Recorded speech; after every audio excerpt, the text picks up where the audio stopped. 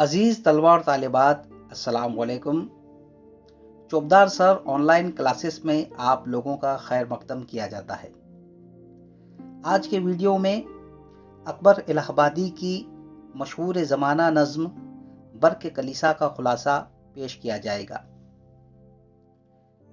برق کلیسا کا خلاصہ مندرجہ ذیل نکات کی روشنی میں پیش کیا جا رہا ہے، ملاحظہ فرمائیں۔ شاعر کا تعارف، برق کلیسا کا مفہوم و مرکزی خیال، خلاصہ، حاصل نظم، مجموعی جائزہ۔ مذکورہ بالا نکات کی وضاحت ملاحظہ فرمائیے۔ شاعر کا تعارف، اکبر الہ آبادی اردو کے طنزیہ و مزاحیہ شاعر تھے۔ آپ کا اصل نام سید اکبر حسین تھا اور اکبر تخلص تھا۔ دنیائے ادب میں اکبر الہ آبادی کے نام سے مشہور ہوئے۔ آپ کی شاعری کے متعلق یہ قول مشہور ہے کہ اکبر الہ آبادی اردو طنزیہ و مزاحیہ شاعری کے موجد بھی ہیں اور خاتم بھی۔ آپ انگریزی حکومت میں جج کے عہدے پر فائز تھے، انگریزی کے ماہر تھے، چنانچہ آپ کی شاعری میں انگریزی الفاظ کی بھرمار نظر آتی ہے۔ انگریزوں کے ملازم ہونے کے باوجود آپ ان کی تہذیب کی ظاہری چمک دمک اور برائیوں کے سخت مخالف تھے۔ مغربی تہذیب کی پیروی سے مسلم نوجوانوں میں جو برائیاں پیدا ہو رہی تھیں، ان پر آپ نے کڑا طنز کیا ہے۔ یہ نظم اس کی بہترین مثال ہے۔ برق کلیسا کا مفہوم و مرکزی خیال۔ برق کے معنی طوفان ہے اور کلیسا کے لفظی معنی عیسائیوں کی عبادت گاہ یعنی چرچ ہیں، لیکن شاعر نے کلیسا کو بطور علامت استعمال کیا ہے۔ یہاں کلیسا کے معنی عیسائیوں یعنی مغربی تہذیب کی ظاہری چمک دمک ہے۔ دور حاضر میں عیسائیوں نے علم و ادب، سائنس اور ٹیکنالوجی میں بے حد ترقی کی ہے۔ اس کے علاوہ وہ اپنے مذہب پر پابندی سے عمل کرتے ہیں۔ ان کے اندر قومیت اور مذہبیت کوٹ کوٹ کر بھری ہوئی ہے۔ وہ اپنی قوم اور مذہب کی حفاظت، تحفظ، بقا و ترقی کے لیے سب کچھ قربان کرنے کو تیار رہتے ہیں۔ وہ اسلام، بانی اسلام اور مسلمانوں سے سخت نفرت کرتے ہیں۔ حتیٰ کہ ان کی عورتوں میں بھی یہ جذبہ موجود ہے۔ اس کے برعکس آج کے مسلمان نام کے مسلمان بن گئے ہیں۔ وہ مغربی تہذیب کے دلدادہ ہو گئے ہیں۔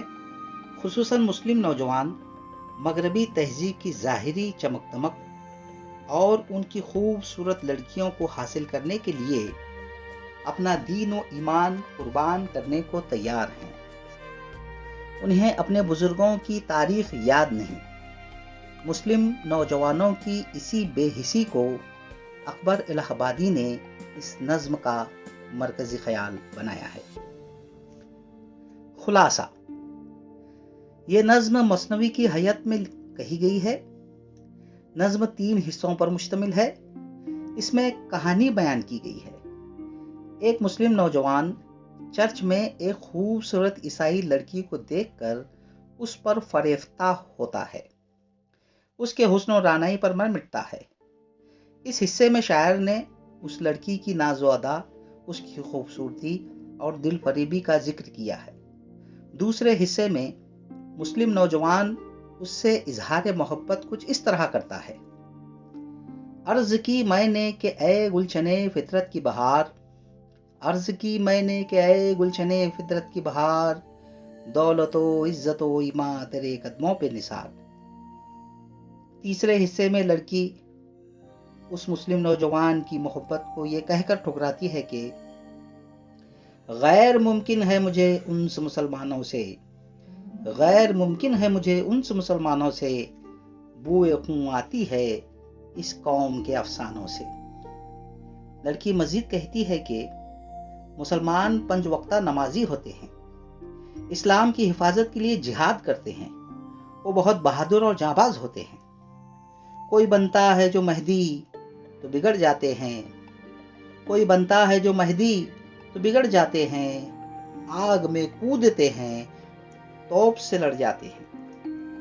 मुसलमान अपने दीन के लिए सब कुछ कुर्बान करते हैं, इस्लाम को जिंदा रखने के लिए दुश्मनान इस्लाम से लड़ते हैं, जंग में मरने को बाइसे नजात समझते हैं, दीन की खातिर शहीद होने को हरदम तैयार रहते हैं। आखिरी हिस्से में मुस्लिम नौजवान उस लड़की से कहता है कि जितनी खूबियां मुसलमानों की तुमने गिनाई हैं, अब वो मुसलमानों में मौजूद नहीं है। अर्ज की मैंने के लज्जते जां राहते रूह, अर्ज की मैंने के लज्जते जां राहते रूह, अब जमाने पे नहीं है असर आदम वो नूह। वो मजीद कहता है कि तुमने मुसलमानों की जो सिफात गिनवाई हैं वो माजी के मुसलमानों की हैं, मैं दौर हाजिर का मुसलमान हूँ, मुझ में वो सिफात बाकी नहीं है।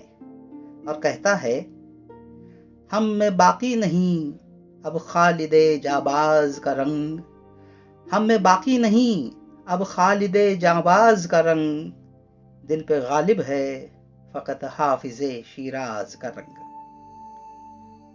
मैं तुझसे मोहब्बत करता हूँ, तुझ पर मर मिटता हूँ, अब मैं तेरे हुस्न पर निसार हो गया हूँ, तेरी खातिर मैं सब कुछ छोड़ने को तैयार हूँ। जो हरे तेगे मुजाहिद तेरे अबरू पे निसार, जो हरे तेगे मुजाहिद तेरे अबरू पे निसार, नूर ईमा का तेरे आईने रूह पे निसार। अब मेरा दीन व ईमान सिर्फ तुम हो, अब मेरी कौम में नेकी व बदी पर कोई बहस नहीं होती। अब एक मुसलमान दूसरे मुसलमान से लड़ता झगड़ता है और अल्लाह को एक भी मानता है। आखिर में यहाँ तक कह देता है कि मुझ में कुछ वजह अताब आपको ए जान नहीं, मुझ में कुछ वजह अताब आपको ए जान नहीं, नाम ही नाम है वरना मैं मुसलमान नहीं। तुम्हारे दिल में मेरे मुतालिक जो शकूक व शुबहात हैं उनको निकाल दो, मैं वैसा मुसलमान नहीं हूँ जैसा तुम समझ रही हो। मेरे मुतालिक अपनी गलतफहमी को दूर करो और मेरे इस्लाम को एक किस्से माजी समझो।